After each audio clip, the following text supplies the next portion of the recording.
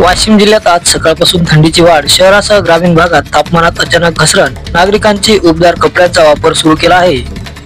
जिल्हा परिषद वाशिमच्या विविध विकास कामांना गती, रस्ते, पाणी पुरवठा व शैक्षणिक प्रकल्पासाठी आज महत्त्वाचे निर्णय. परखेडमध्ये वाहतूक व्यवस्थेत बदल, बाजारपेठ परिसरात नवीन ट्रॅफिक डायव्हर्ट लावल्याने वाहन चालकांची चाचपणी. मानोरा तालुक्यात पाणी साठा कमी, शेतकऱ्यांची चिंता वाढली, तलाव बंधाऱ्याची पाहणी पूर्ण, तातडीच्या उपाययोजनांसाठी प्रशासन सतर्क. तलाठी कार्यालयात नागरिकांची मोठी गर्दी, योजना अर्ज, केवायसी अपडेट व आधार लिंक प्रक्रियेमुळे रांगा वाढल्या.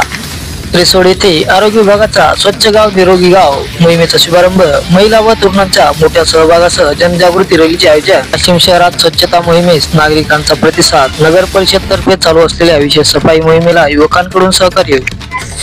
मालेगाव रोडवर किरकोळ अपघात, 2 जण जखमी, त्वरित उपचारासाठी ग्रामीण रुग्णालयात दाखल, वाहतूक काही काळ विस्कळीत. कापूस बाजारात आज दरात चढ उतार, किमान 7,200 ते कमाल 8,000 रुपये प्रति क्विंटल दर नोंद. जिल्ह्यात मुलींच्या सुरक्षेसाठी सायबर जनजागृती सप्ताह सुरू, सायबर पोलीस स्टेशन तर्फे